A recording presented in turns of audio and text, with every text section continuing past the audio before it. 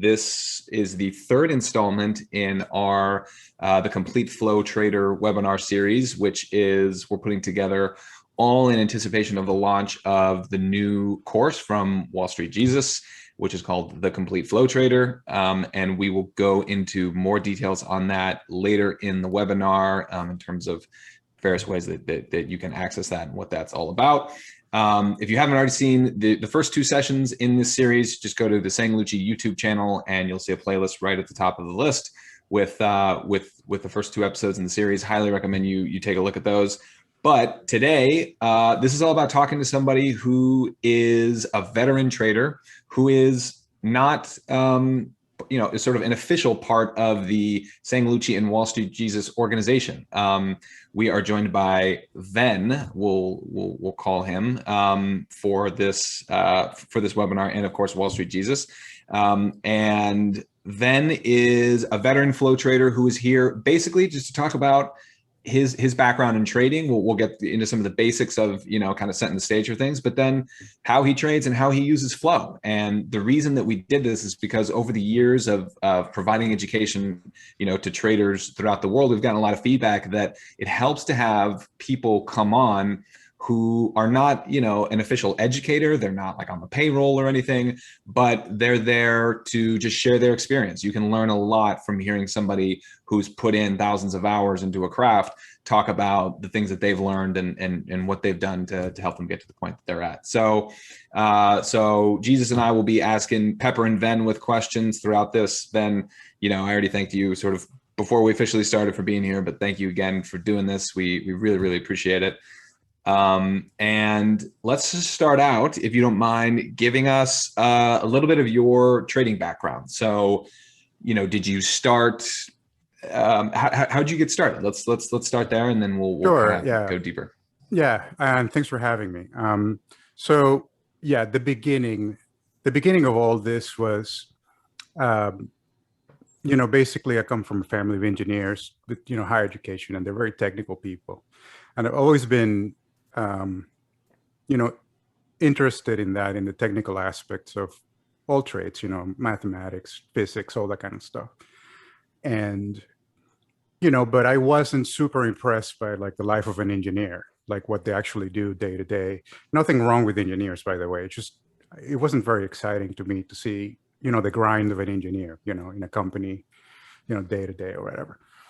So I was always interested in financials and software, because at the time in the 90s, it was clear that software and, everything related to computing was going to be a huge thing, right? And, I just wanted to get rich. That's what it is. So, when I decided, what I was going to do in college, I figured, well, if I can do finance and learn how this stuff works, and I can also do MIS, I'll always have a fallback plan, and I can do maybe both, right? Maybe there's some way to get involved in this thing. And then being in college, that's where I first, like I said just earlier, I first got exposed to like traders and what they did.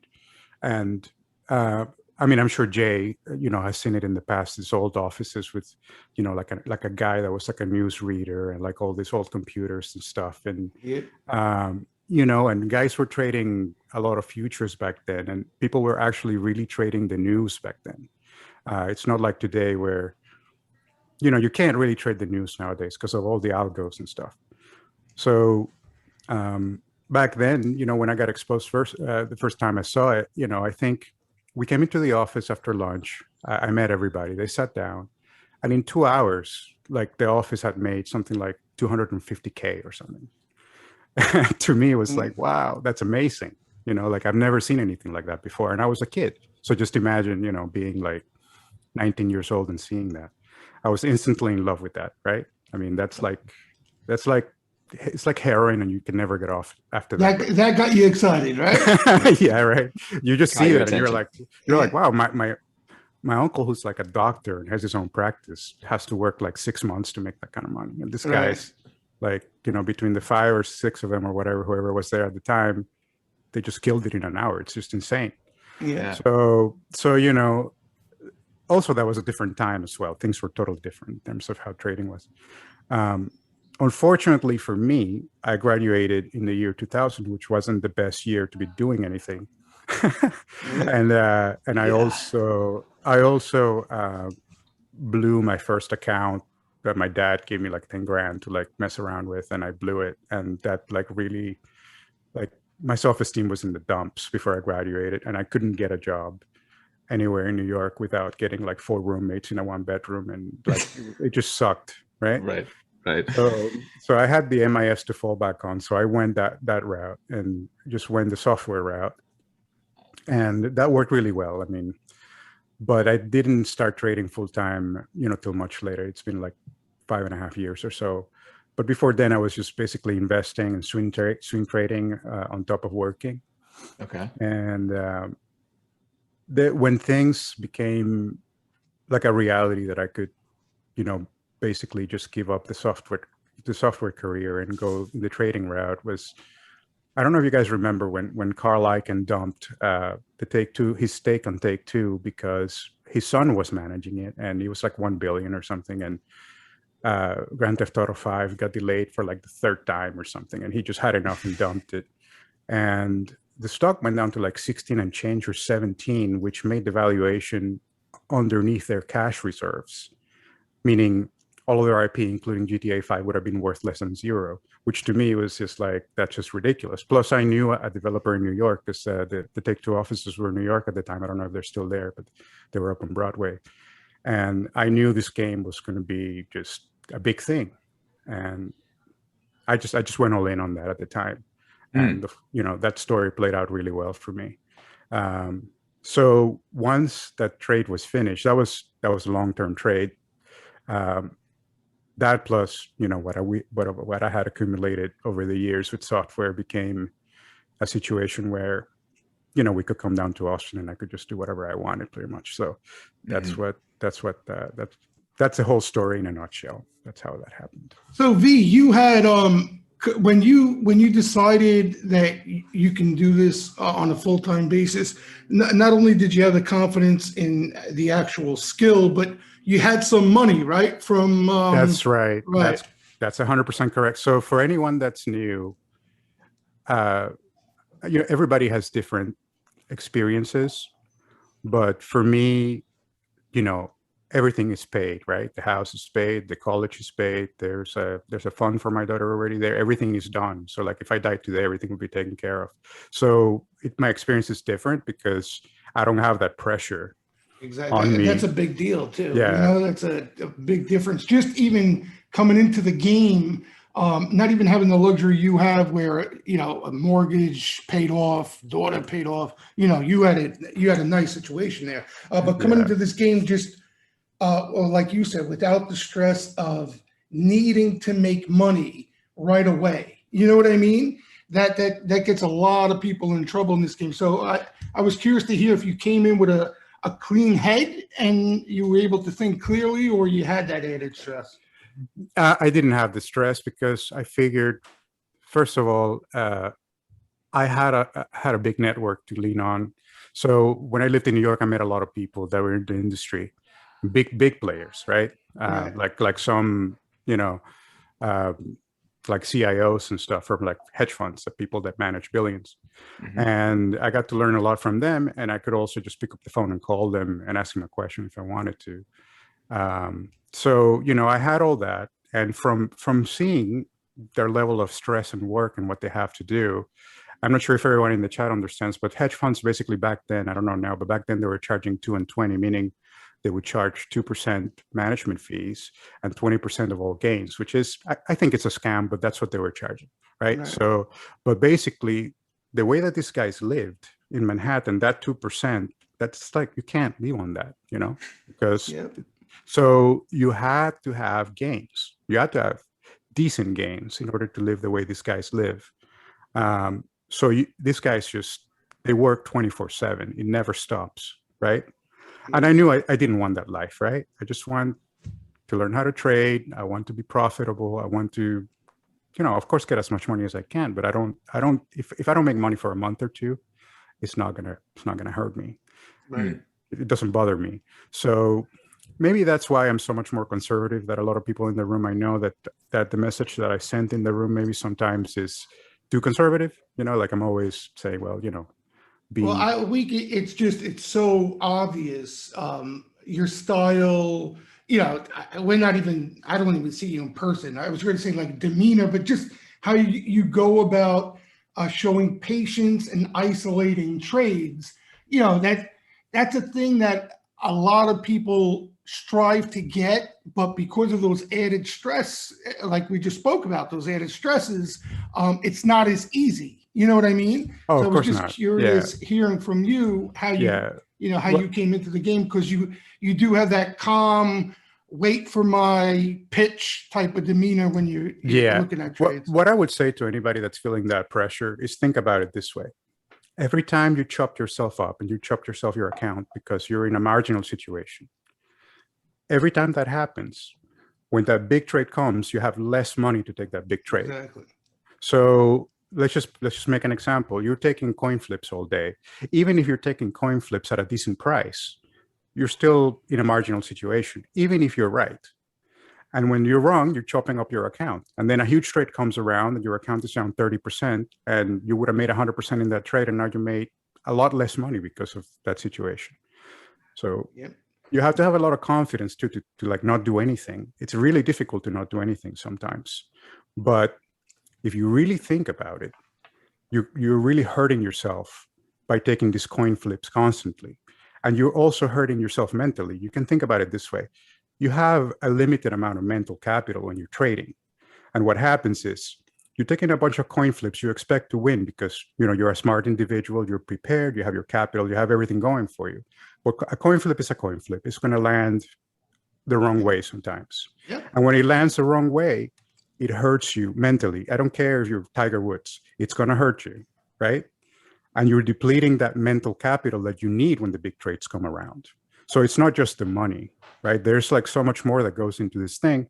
And I would say like at least half of this game is like sports psychology, basically. You know, save your mental capital, save your money. I know it's a very conservative message, but just give it a try and see how it works for you. And I bet that your results will be better. Yeah, I try to stress that, as members can tell you, a little too much to members. To, you know what it is? It's a couple things. One, we all got that degenerate gambler blood, and we love the action. You know, you come in, you fire up Bloomberg, you got your Quotrons. I'm showing my age. You got your machines on, right? You're ready to go, and then to sit there the whole day and not take any action, even though you're still watching the market and you're doing constructive things. You know what I mean? You don't have to be trading 24/7 to actually be doing something constructive at your career of trading, but the action gets everybody wants to be a part. Everybody wants to place a bet. You know what I mean? Whether they have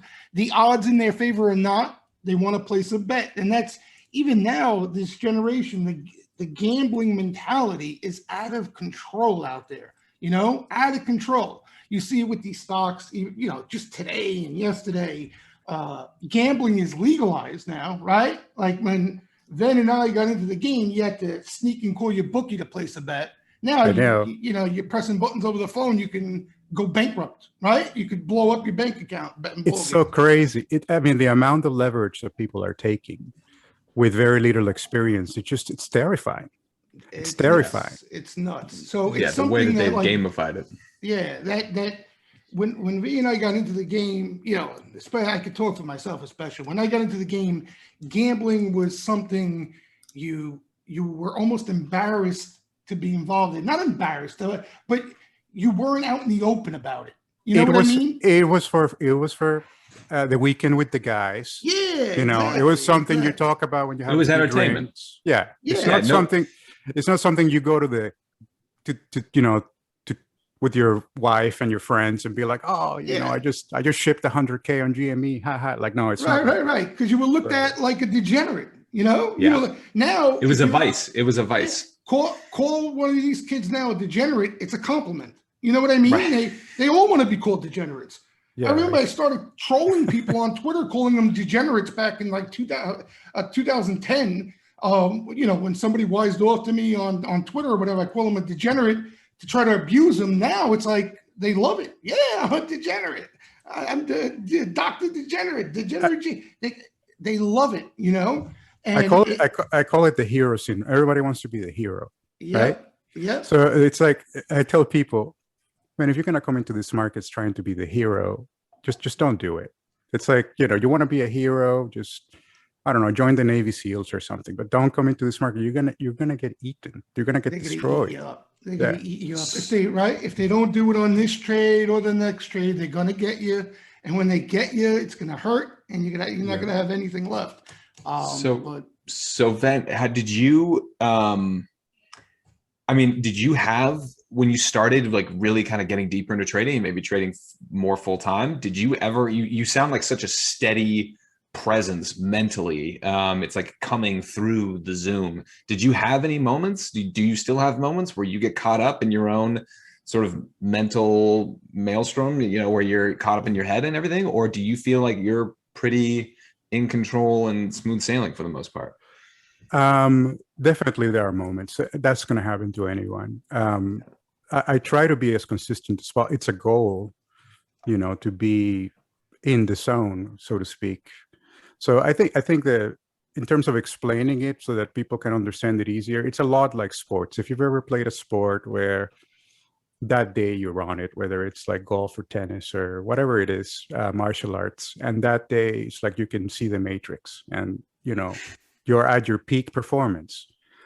That's the goal, right? That's the goal, but that's super hard to get there. So, in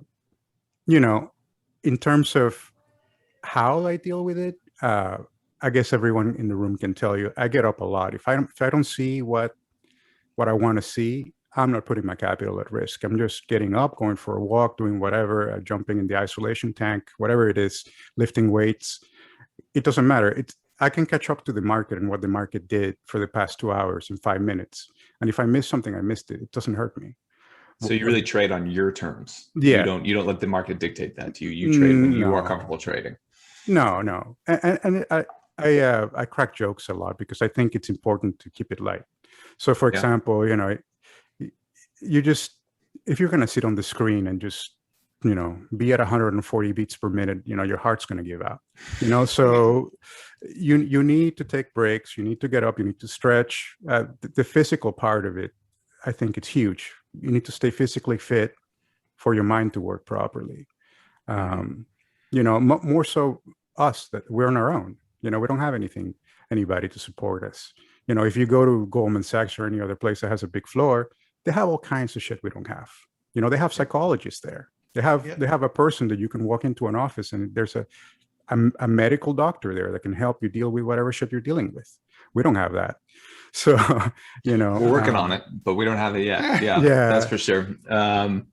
Well, so then and not to cut you off, but I think one of the things that people are probably theming a little bit for is to hear a little bit more about, like, okay, what does your trading process look like? What is it anchored in? Obviously flow, we're very interested in hearing about that, but just like, what is when you're sitting down and you're looking at your screens and you're saying, okay, like I'm evaluating what trades I'm going to take, what goes into that process for you? Yeah. So my week starts on Sundays, much like, for Jay and I have very similar approaches, actually. Maybe I start a little bit more high level, but basically I start from the top down. So I want to convince myself of I have a clear worldview about what the market is going to do or what it's doing from the top first. And then, I use whatever tools, like a bunch of things, to come up to that with an opinion, and then goes all the way down, gets more and more granular until it gets down to the ticker level. And I do that normally after market hours and on Sundays. And Jay is very, very helpful with that. His point of view is really nice to have. And from there, I create an interest list. And then during the day, intraday, I will use the flow and other indicators to show me where the momentum is at, where the interest is at, and if I can pull the trigger or not. So you come into the day, well, you come into the week basically with an understanding of what you think is going on out there, right? And you That's come to that conclusion.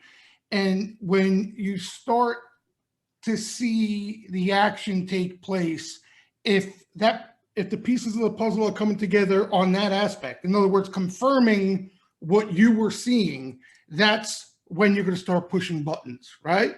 That's correct. And if I'm wrong, if I can see that something is not right, then I know I have to adjust whatever my point of view is. Right. Or even confused, not even wrong. Or if you're unsure of what the hell's going on out there, that's when you usually get up, walk away, come back, see how things look, right? Yeah, this week is a prime. I took the whole week off because this is nonsense. I mean, it's a piece of junk. I mean, look, it's like the meme stocks are back, and the VIX is like, looks like it's gonna get up, but it never does. It's like it has no power. Then TNX is down as well. So, according to how things should be, we should have a nice strong bid, but we don't. There's something going on inside the market that I can't really see what it is.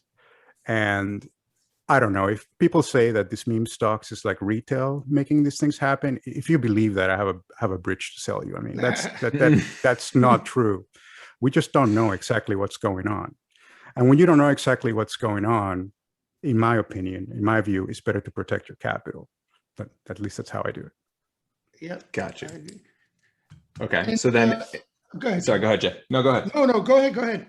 Well, I was just going to say, so, and then let's talk about like you're in the room, you're seeing, well, let's talk about like flow generally for you. Was that always, a big part of your process from, talking to sort of institutional level traders and investors in New York? Is that what put flow on your radar? It's like, these are the guys that are really moving markets, and this needs to be part of my process, what their activity is for evaluating a trade? Or when did flow start to come into the mix for you? And do you use it as a confirmation indicator? Do you use it more as a primary indicator for you in terms of what you're trading off of? Like, give us more color about how you're using flow specifically. Yeah, definitely. So in New York, those guys all look at the options market, because the options market has become such a huge way to leverage yourself. And it has a huge effect on price. I think a lot of people don't understand that. It's because when you have an outsized number of call options on something, and you have these people that have to stay hedged, and this is what delta hedging, this is what they call it.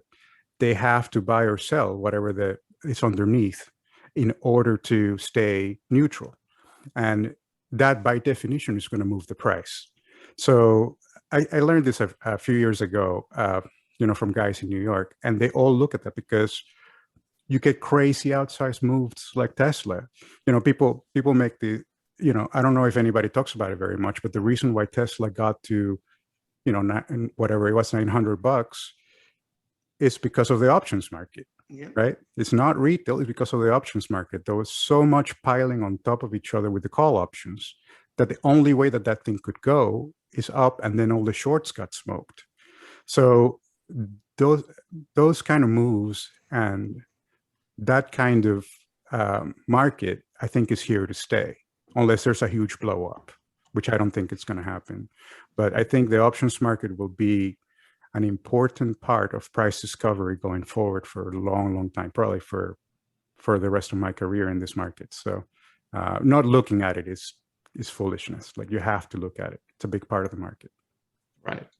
Okay. So you're looking at it, you're saying it's really important. So then you're in there, you're in the room, you're seeing all the flow that Jay pushes. Are there particular,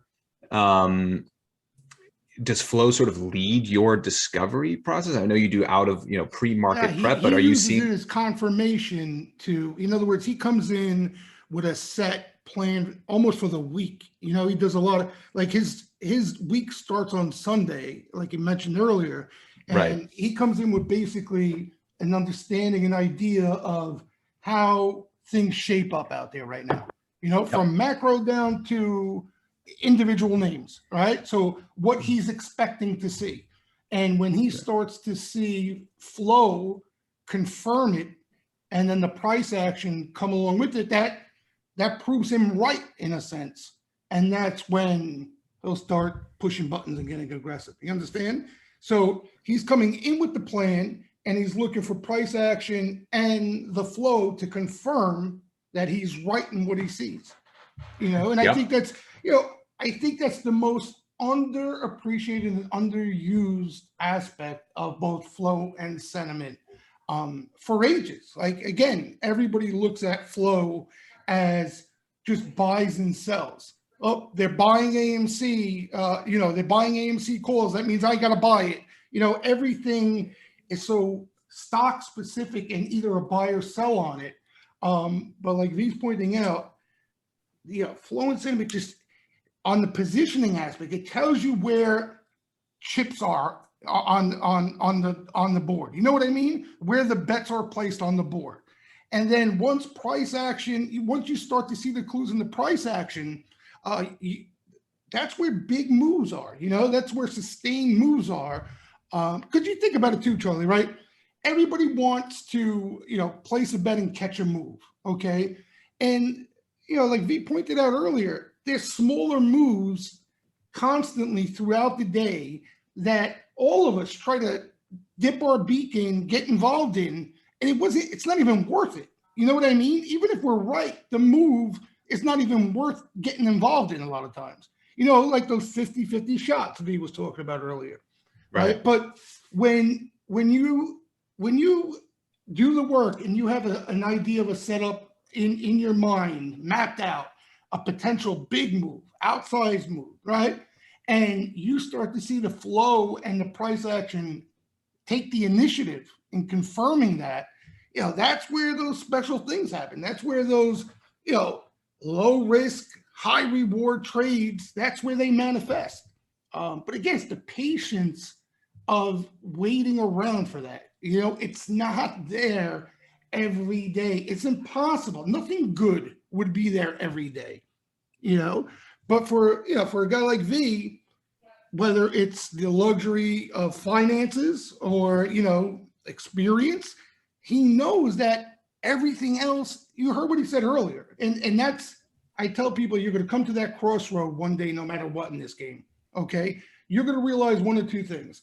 Either you're going to blow yourself up in taking these useless trades just for the action, right? You're going to chop yourself up. You're going to mentally blow yourself up or financially blow yourself up. Or the other crossroad is you're going to realize that it's not worth it. You know what I mean? It's worth hanging around and waiting for the goods.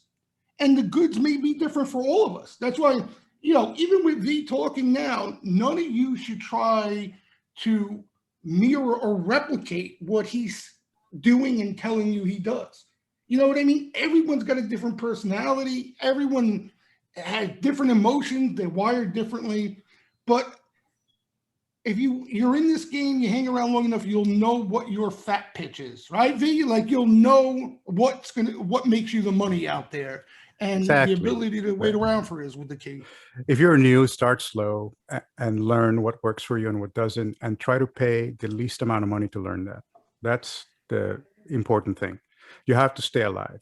So if you come into this game with 100K and you put it all on the line right away, you're going to get toasted. That's it. You're done. You shouldn't even start.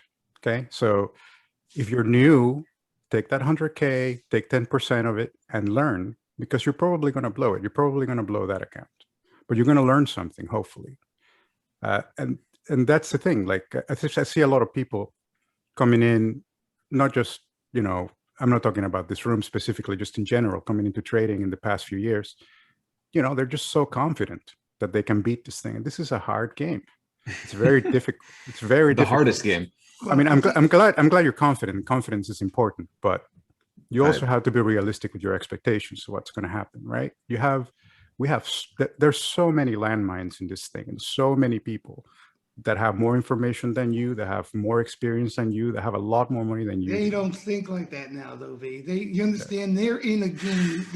They're in a rigged game where the Fed has thrown in the kitchen sink and then some. Right, yeah. The stonks only go up mentality. They don't know that shit. That shit's foreign. What you're talking right now. You understand? They don't know I know. Risk. I get. They don't know risk. You know what I mean? So as much as anybody's going to tell them or try to share with them, listen, you got to watch your back. It's not always like this. They don't know any better, and they are closed-minded. They want to take advantage, and they're going to get hit over the head. But some people will listen and keep an open mind and understand exactly what you're trying to tell them. But a lot of people haven't seen any different, right? If you're in this game for the last couple of years, you got some confidence, no? You're pressing the long side. Yeah, of course. Yeah. I mean, and it's not just that. I mean, how many, you remember, Jay, back in the day when the tech stocks were everything and FANG was everything? There were hedge funds managing multi-billions of dollars of guys that were just long Apple. Like they had Apple and like Amazon. They had 2 stocks in a hedge fund. Like it just was insane. Right. And most of those people eventually blew up or did something stupid or stole the money, right? Yeah. So, I would say that everybody's different, but if you're going to be doing like 0 DTE, stuff like this, just make sure you're managing your money right, just whatever you're comfortable with so you can stay alive. Because if you stay alive, you're going to hit the big ones, right? The grand slams do happen if you stay alive. They don't happen every day. They don't happen probably every month. It takes time. But if you stay in the game and you protect your account, you will get those. It feels great when you get one of those, but it doesn't feel so. So let's talk about that. So what for you, to the degree that you're comfortable divulging anything about your trading, and certainly you don't need to say P&L or anything, but like what's a fat pitch look like for you? And I don't know if you have like a recent example from the past couple of months of a trade that you took that you were like, this is an example for me of everything sort of aligning, of my process having the best possible outcome. Well, there was a situation where tech has been so hated, and we were just 100% rolling into epicenter and energy and financials, and everybody was doing it, right? Everybody was doing it. It was on CNBC 24/7. It was, everyone was talking about it, and big tech specifically was just, it was in the shedder, right? And my idea was, well, they have to come back for these big names at some point, right? Somebody has to buy Apple and Facebook again at some point. They can't just not do it. Like they have to return to the stocks at some point. The question is when, right? I remember Jay talking about something like this as well in one of, I think it was like a month and a half ago or something like that. And so I came into the week this way, and then we started seeing a bunch of sweepers in Apple, like big ones for June. And I decided that my whole process, and of course that's a long story. I'm not going to bore you with the whole process of how I got to that, but that was a really sweet trade. I held the trade for maybe a week or two, and it was, it was based on that kind of thinking. That when you see it, most of the people out there know exactly the time and the trade you're talking about. I posted all my trades live on the room, so people can go back and see them. And then another one was like Tesla as well. Like when Tesla was in the dumps as well, that was more of like a 2-day trade, because Tesla has a situation where Tesla's a very manic stock because of all the options that are traded around there and all the big players on both sides. And, like everybody knows, it gets this kind of like whipping motion trades one way or the other. And all the sweepers started coming in, and I bought some. It was great. It just got a double in like 2 or 3 days or something like that. So contrarian style, V, is what you have the most conviction, that's your best trade? Not necessarily. I mean, I think to me, in my opinion, as a trader, there's 2 kinds of trades. You're either a reversion to the mean is what you're looking for, or you're looking for a continuation of the trend. So first you have to understand what you're getting into. That changes how I size my trades, how I place them, how many trades if I'm going to ladder into the trade, like depending on what it is, right? How much Momo there's behind the thing, what the flow looks like, if it's manic flow or if it's just a few big players coming in. Right. So there's a lot of details that go into that, right? But in general, those are the 2 kinds of trades that I always put them in those 2 categories. Am I following a trend now, or am I looking for a reversion to the mean? And if I'm looking for a reversion to the mean, what's the leash on this trade going to look like? Like everybody, like you have to have a plan before you click the button, right? Exactly. So if you're going to get smoked, you need to know how much you're going to get smoked for before you click the button. So that's another thing that I see new traders make a big mistake on that. They get too excited about a trade. Everything is lining up. But when they click the button, they don't know what their stop is. They don't know what their exit strategy is. And those are things that are key for you to become very successful. You have to know before you click that button, you better know how you're going to exit that trade.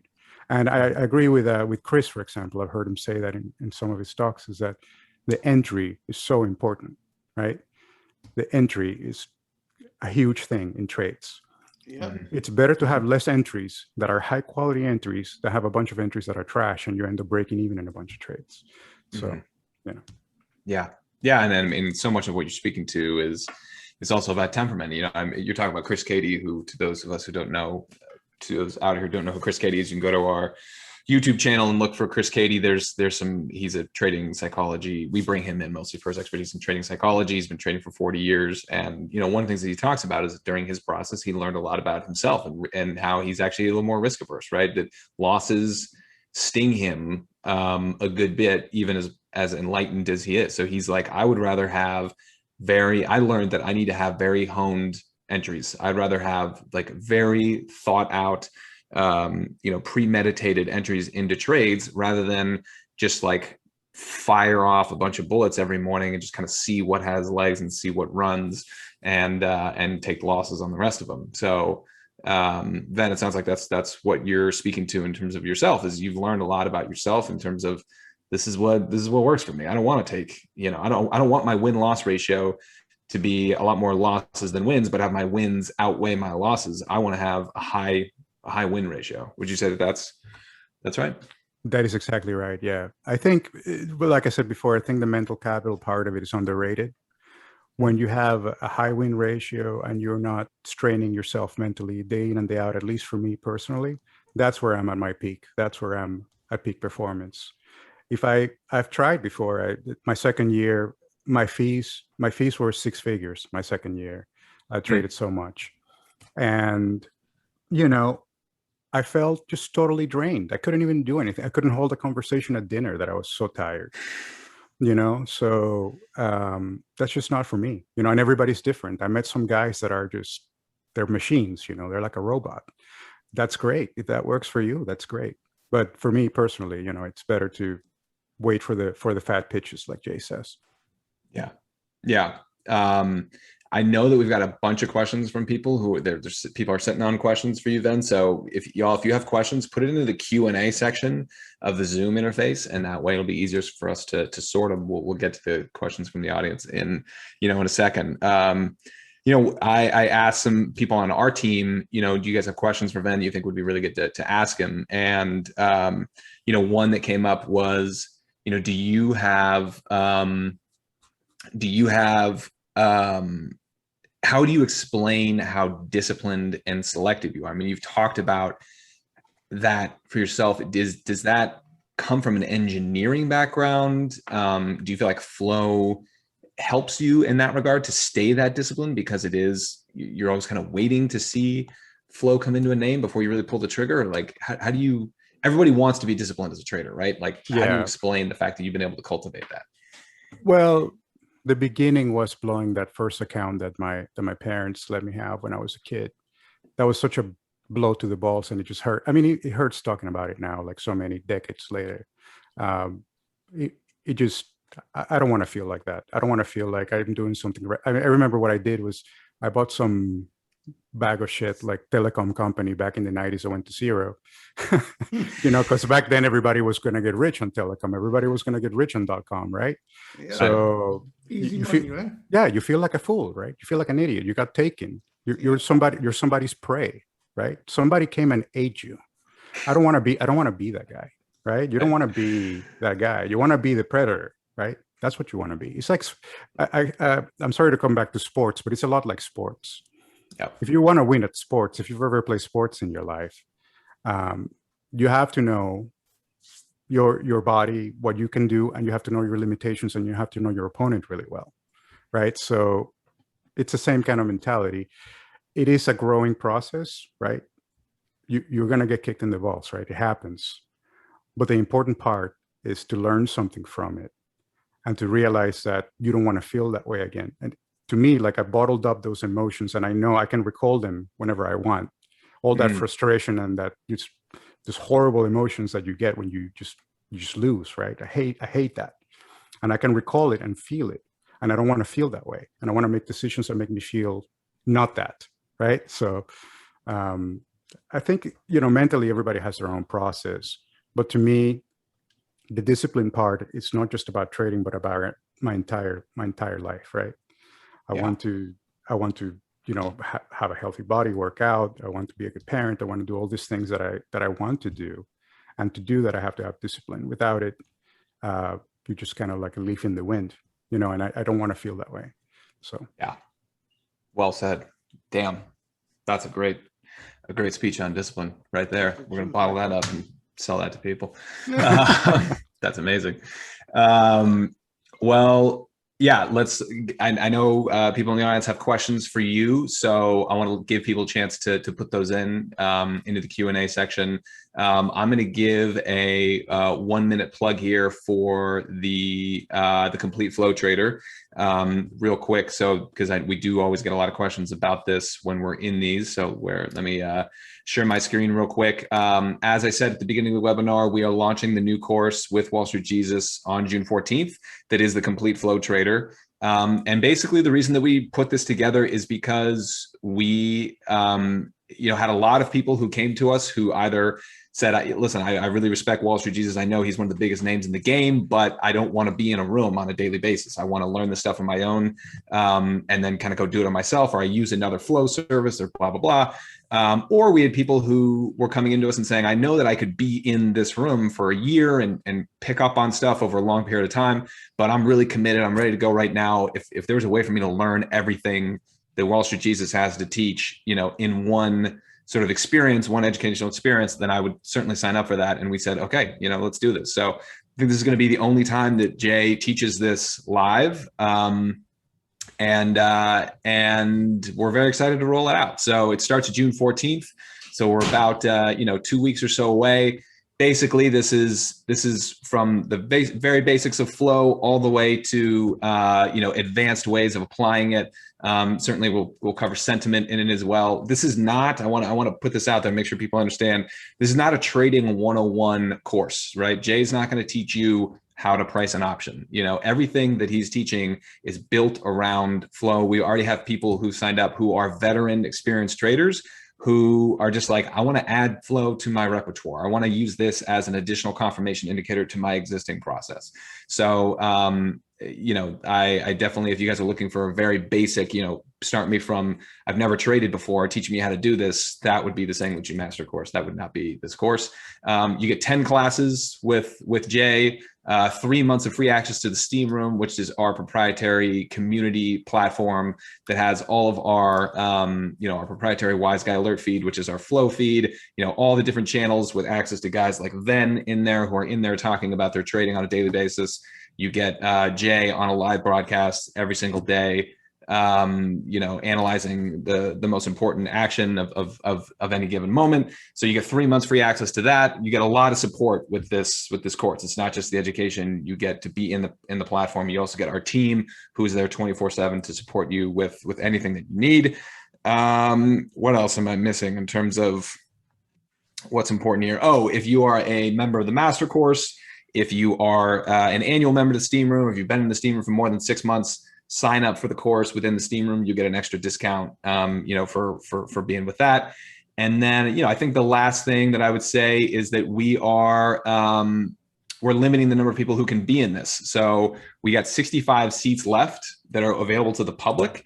The reason that we're doing that is because we want it to be a high quality live experience for anybody who's in there live with Jay. If you're asking questions and stuff, we want to make sure that he has the bandwidth to answer them. And if we have 500 people in there bombarding Jay with questions, he can't really help you all out. So, these seats, we started out with 100, we're down to 65. As we get closer, these things are gonna tick away. So I definitely, if you guys are ready to sign up, pull the trigger on it. Clearly we're biased, but in the realm of trading, pretty easy to pull off a $2,000 trade or a couple $500 trades, but the amount of information you can learn from Jay and some of the other veteran traders we're going to have on there, after, you know, Jay's been trading and staring at flow for over 20 years, it's worth $2,000, but you know, we're biased. So anyways, check it out. If you guys want to learn more, you go to wallstreetjesus.com /complete-flow, or you can just go to the product menu up here and check it out. Yeah, we wanted to keep it a low amount. So because it's not, you know, again, education course that, I don't know, I get weird vibes from that word, but you know, it's just me sharing everything, the important things I've learned about flow and sentiment and how to apply it to whatever style you're trading. You know, that's the beauty of flow and sentiment. We talk about it all the time. You could trade futures, you could trade individual names, you can trade options, you can trade just equity, ETFs, it doesn't matter. There's an edge out of it for everybody. And, you know, if we have too many people on the course, there's no way for me to go back and forth with anybody to make sure people understand what they need to look for. You know what I mean, Lourdes? So we wanted to keep a low amount, so this way I can communicate with others and definitely get points across. Because like I said, the course is more about me just spilling everything that has stuck with me over my 20 plus years I've been in the game in regards to flow and sentiment. You know what I mean?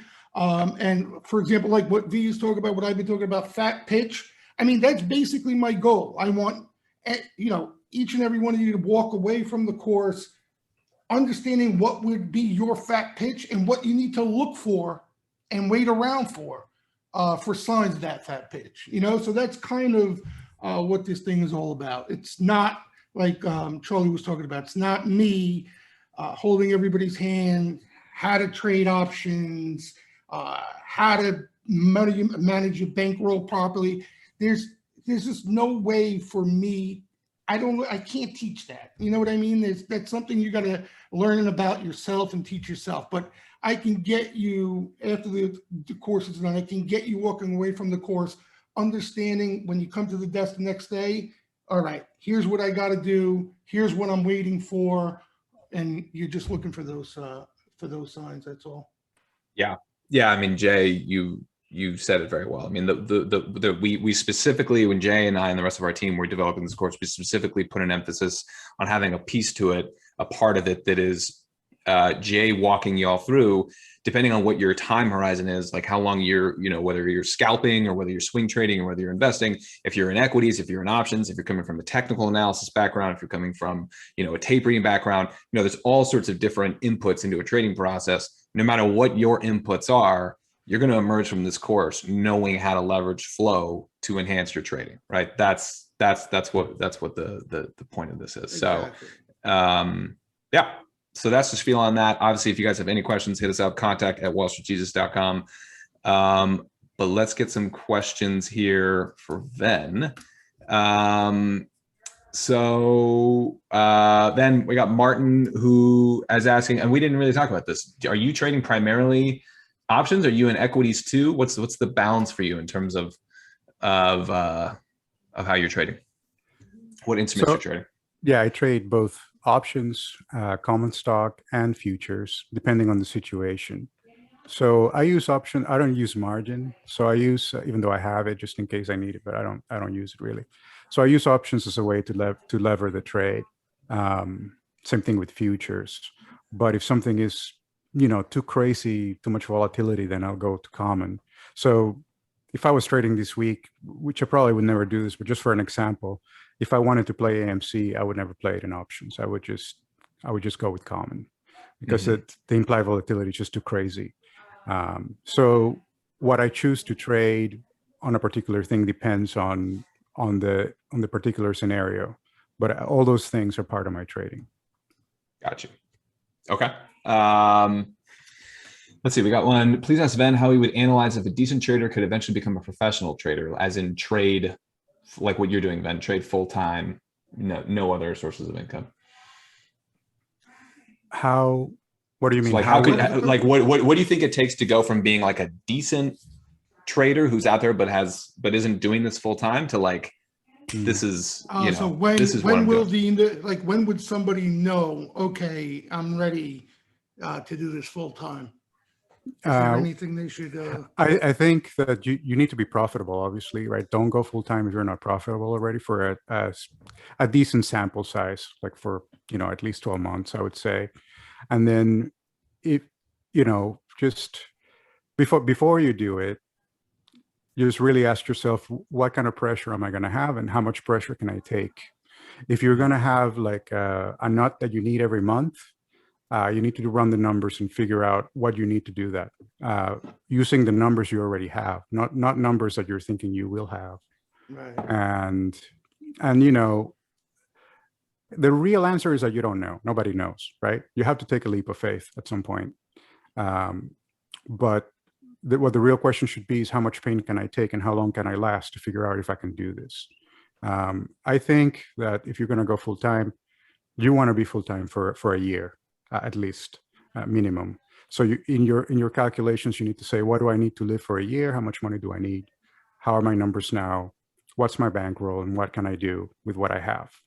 Those are the things you need to ask yourself, I think, and figure out if it's worth it for you. And, you know, consider the opportunity cost of giving away what you have today. So, you know, for most people, the answer is going to be probably not. Most people think that they can do it, and then, you know, they realize 3 or 4 months on the road. I think the numbers are not flattering. I think something like 80% of all traders lose money, and out of the 20 that make money, really only top 3 or top 2% are really killing it. So they don't trading, guys. It's listen, when to trade for a living, like to come in and say, all right, this is what I'm going to make every week. This is what I'm going to make every month in this game. Even if you can accomplish that, kind of like V was explaining, the mental for the impact on your brain alone, that's going to, you're going to be talk about burnt out. It's a tough task. And that's why, you know, you look at like the statistics. I mean, what is it? 9 out of 10 traders fail at this game, you know, trading for an income, a living. It's a nearly I won't say it's impossible because there are people who do it, right? We've all seen them with our own eyes, but to do it is really difficult.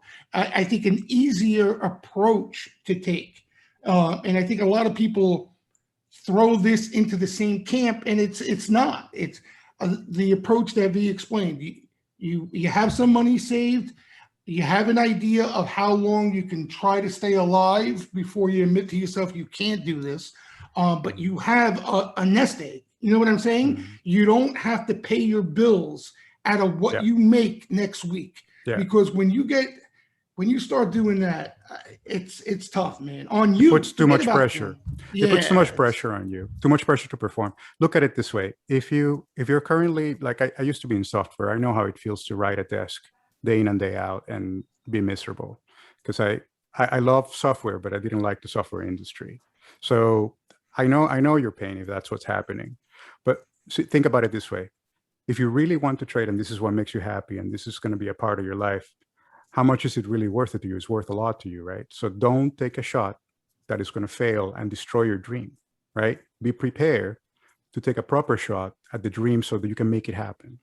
And to me, that should be, it's such an important thing in this scenario that I'm painting, that you should be over prepared, right? Not under prepared. Exactly. So, you know, if you want to leave the desk behind, you want to leave the, you know, the suit and all that and the meetings and all that shit behind, over prepare for it.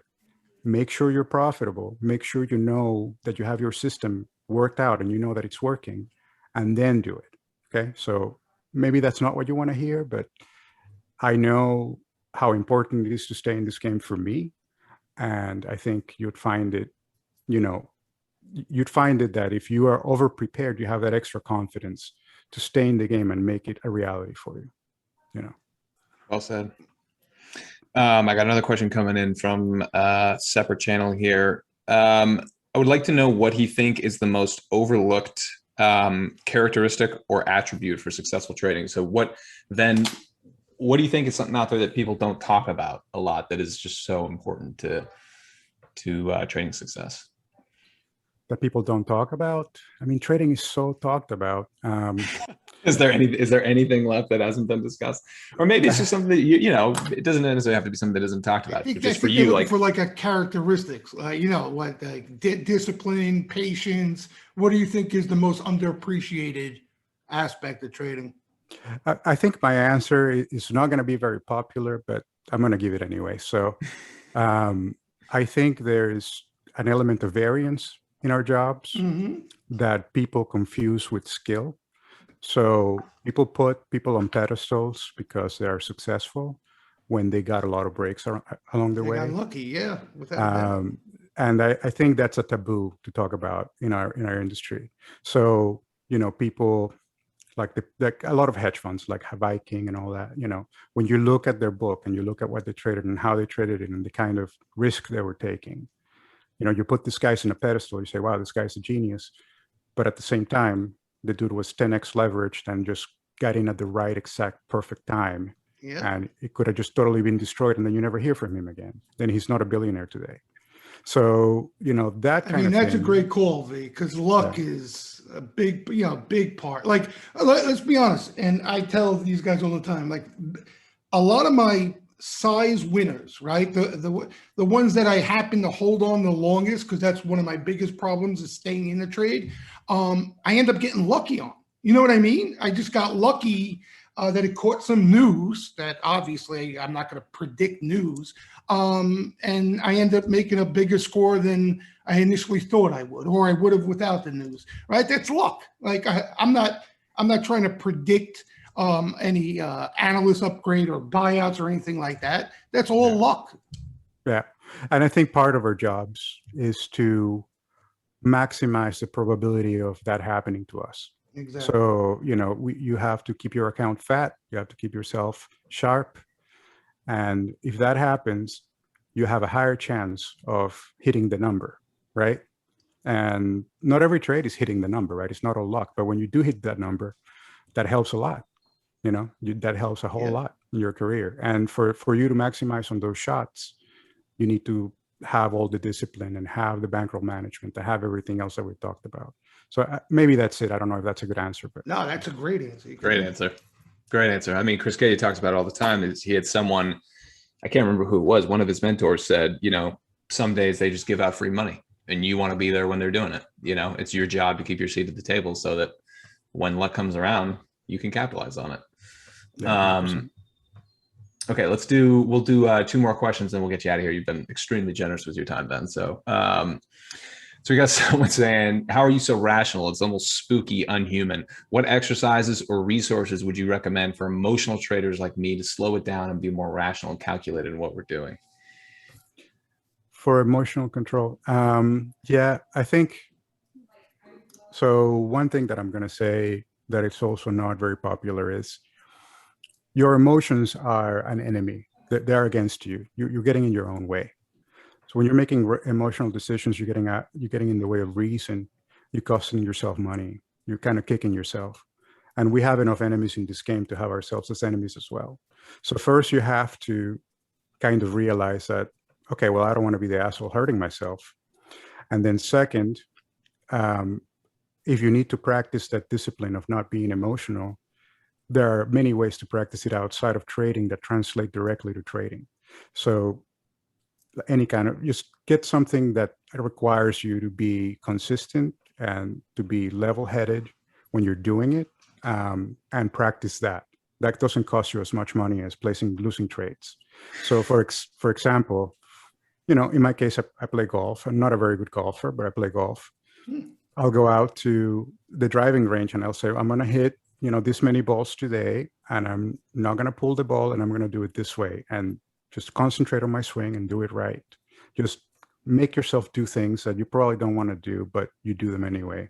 And that hones your level of kind of understanding of what it takes to be disciplined. And it takes away that feeling of, you know, things going up and down while you're in a situation. You want to be level. You want to have a level of control where you want to be self-aware enough to where that it's not there, then you need to stop, right? When it's not there, when I feel like throwing the club in the ground and just cursing cursing the ball or telling the ball to sit down or something.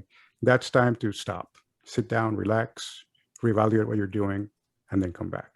So it becomes a process, but you can work on that process outside of trading. It doesn't have to be in trading. At least that's how I do it. Because if you do it in trading, it's going to cost you. It's going to cost you money, and sometimes a lot of money, especially if you're one of the more emotional people. You could blow up, right? So don't do that. Find another way to practice that. Yeah. Jay, do you do that? Do you have discipline practices outside of your trading? Nah, I don't. I wish I was disciplined enough to do that. Another thing I talk about, and just being dead straight is, this way I approach this game, my whole strategy has seatbelts built in it already. Well, you know what I mean? Without those, I'd be a mess. You know what I mean? I'd be I shudder to think what I would be like, running around naked during market hours without any seatbelts in place, just buying and selling based on how and what I'm feeling at the time. You know what I mean? I drive myself insane, literally insane. So, if you can't do it, I wish, I had the discipline Vince talking about, obviously, but if you can't, you have to figure out something in your approach and your strategy that, like I said, the seatbelt that keeps you in check when you need to be in check. So your emotions aren't running wild, because we're wired the wrong way, Charlie, to play this game. We're all the opposite way we need to be wired to approach this game is how we are. You know what I mean? When we're feeling great, that's when we shouldn't be buying and we should be selling. When we're feeling like shit, right, and scared and fearful, that's when we should be buying and not selling. Like, those are the opposites of what we feel normally, So it's easier said than done. We're wired a certain way, and we got to combat those feelings in order to be successful. So that's what makes it tough. Yeah, I mean, I think that there's a misnomer out there or misunderstanding that some of the most disciplined people, people have an understanding of those individuals that they're like that that's how they're wired or anything. And in reality, a lot of times it's because they're actually the craziest, most all over the place people if they don't have what you just described, Jay. They don't have the seatbelts, they don't have the structure, they don't have that imposed on them. I'm the same way in my life in terms of eating and exercise and meditation and stuff like that. And I get people saying to me all the time, like, wow, you're so disciplined. How do you do that? And I'm like, because I know what a basket case I am when I don't do those things. I have to have seatbelts, built in. So yeah. Okay. Let's do one more here. Let's see. Dustin, you asked about the Grand Slam. He already gave an explanation about, kind of the Grand Slam pitch for him recently. So you can go back, check that out on the recording. Sitting at all-time high again. Okay. What do you, that was a good question. I think that's the one you're reading now. I lost it. I don't know where it went. Yeah. So this is, so Chris is asking then, it's hard to imagine this market and the way people talk, like the market only goes up, but sitting near all-time highs again, do you also focus on the downside opportunities, and what signals or inputs make you take risk off or look for more opportunities expecting a fall? Yeah, absolutely. The downside is a trade as well, right? I mean, it would be stupid not to look at the downside. I know there's some funds that are, they're long only because that's the way they're structured, but as individuals, we should be looking for both. Now, playing the downside is a lot harder than playing the upside in a market that's rigged like this one, where the Fed is like printing money like it's candy. So just be aware that playing the downside, it's going to be more difficult. Recently, I had puts twice, and both times I had to close the trade, for a loss. But when those trades do come along, they can be big ones. Now, in terms of how you look at it, it's really not any different from a long trade. It's the same thing.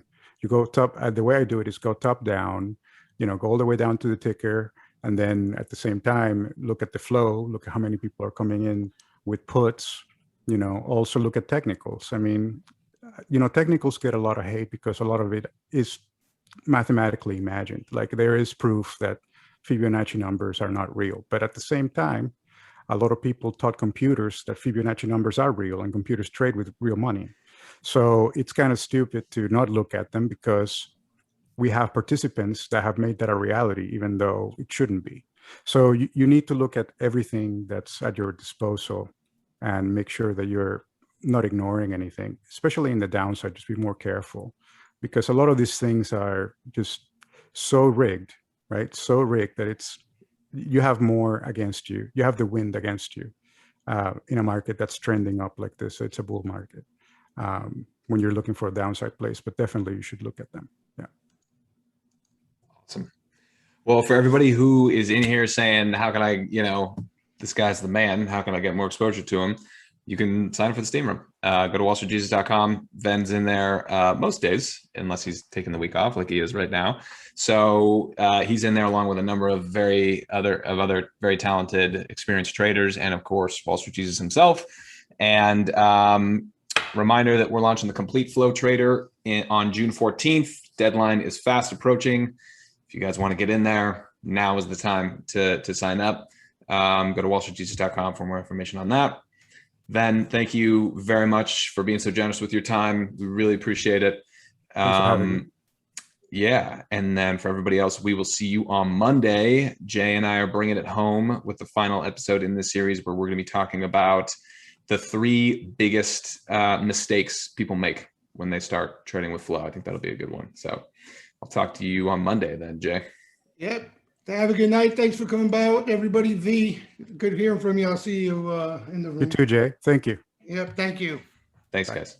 Bye.